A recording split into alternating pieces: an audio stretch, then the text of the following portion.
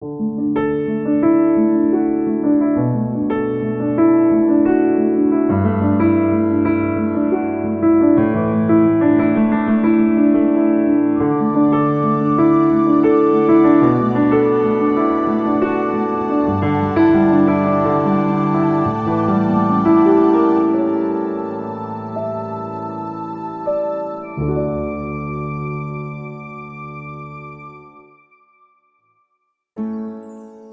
pagi Bapak Ibu Saudara yang dikasihi Tuhan.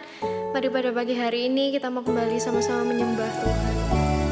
Haleluya Yesus.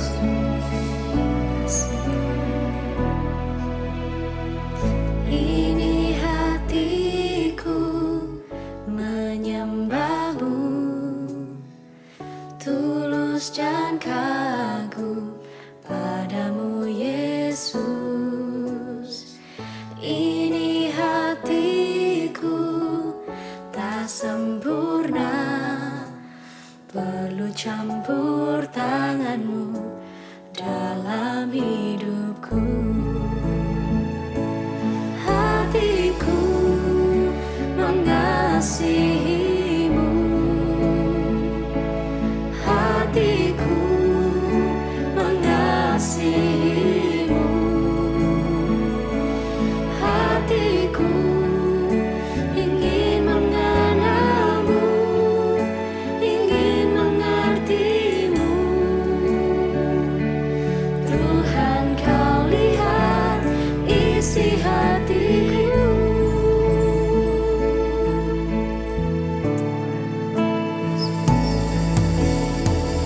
Ini hatiku menyembah-Mu,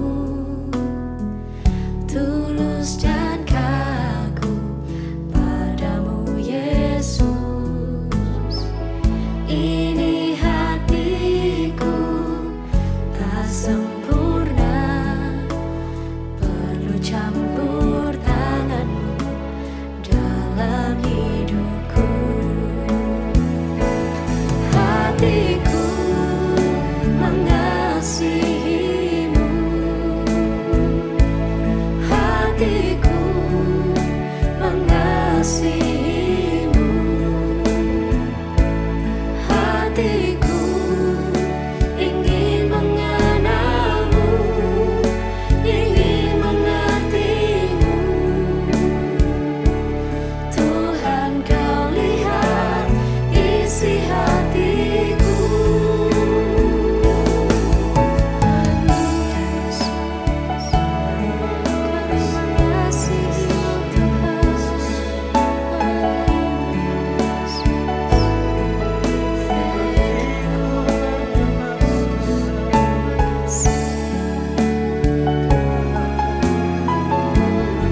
Hatiku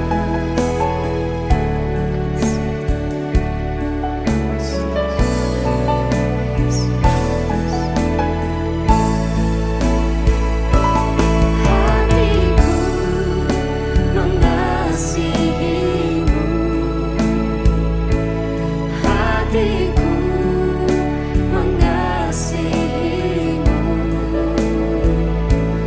hatiku ingin mengenal-Mu, ingin mengerti-Mu. Tuhan, Kau lihat isi hatiku.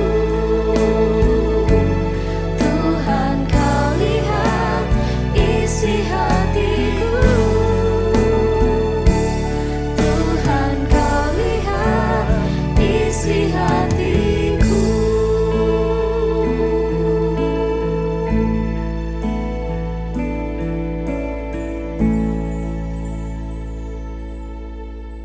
Selamat pagi Bapak Ibu, saudara sekasih oleh Tuhan, bersyukur kepada Tuhan pada pagi hari ini kembali kita boleh diisi oleh kebenaran firman Tuhan. Melanjutkan dari hari-hari sebelumnya, kita boleh belajar dalam kitab Yunus di pasal yang pertama dan pasal yang kedua. Di pagi hari ini kita mau belajar di pasal yang ketiga dengan judul perikop Niniwe bertobat dan diampuni. Kalau di pasal pertama kita boleh melihat ketika firman Tuhan itu datang kepada Yunus, memberikan kepada Yunus tugas penting untuk menyelamatkan kota Niniwe, menyerukan seruan untuk kota Niniwe. Di pasal yang ketiga, kedua kalinya ya, firman Tuhan ini datang kepada Yunus, dan apa yang dilakukan oleh Yunus? Dia melakukan apa yang menjadi firman Tuhan, apa yang menjadi kehendak Tuhan itu. Nah, dengan seruan yang sama untuk segera pergi ke Niniwe, di ayat yang ketiga, pasal yang ketiga, Yunus pun segera pergi ke Niniwe sesuai dengan firman Tuhan. Niniwe adalah sebuah kota yang mengagumkan besarnya, 3 hari perjalanan luasnya. Nah, puji nama Tuhan.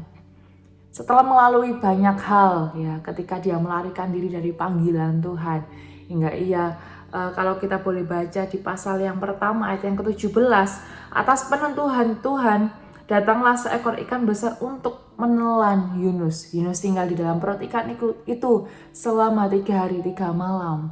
Ya, setelah melalui proses yang tidak mengenakan dalam proses pelariannya, di pasal yang ketiga Yunus menyambut yang menjadi kehendak Tuhan itu dengan dia bergerak, dia pergi ke kota Niniwe untuk menyerukan seruan pesan yang sudah Tuhan taruh untuk kota Niniwe. Nah, pesan kenabian Yunus kita boleh baca di ayat yang keempat.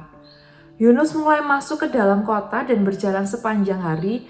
Ia berseru, 40 hari lagi Niniwe akan dijungkir balikan. Bapak Ibu saudara kasih oleh Tuhan, kita boleh melihat bahwa ternyata pesan kenabian Yunus ini cukup singkat ya. Di ayat yang keempat ini hanya 40 hari lagi Niniwe akan dijungkir balikan. Nah, melalui pesan yang singkat ini ternyata sanggup menyadarkan seluruh warga yang ada di kota Niniwe. Hal itu boleh kita baca di ayat yang kelima. Lalu orang Niniwe percaya kepada Allah, Allah yang disembah oleh Yunus.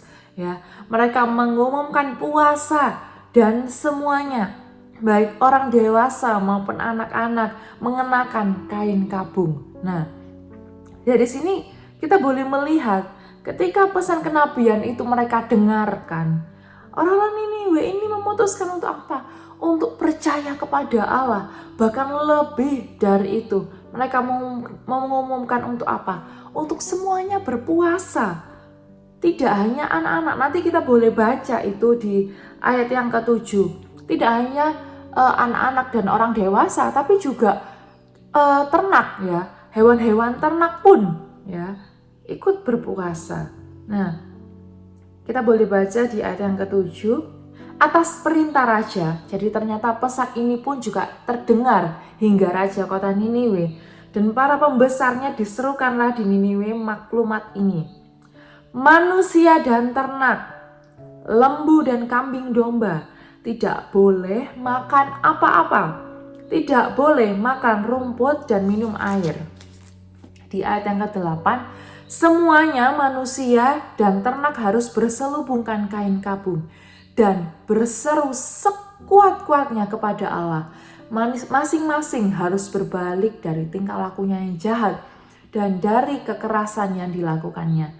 Nah, kita boleh melihat bahwa ternyata raja pun mengakui bahwa kota Niniwe, seluruh warganya itu memiliki tingkah laku yang jahat, memiliki kekerasan, ya, satu sama lain, saling berlaku keras dan lain sebagainya.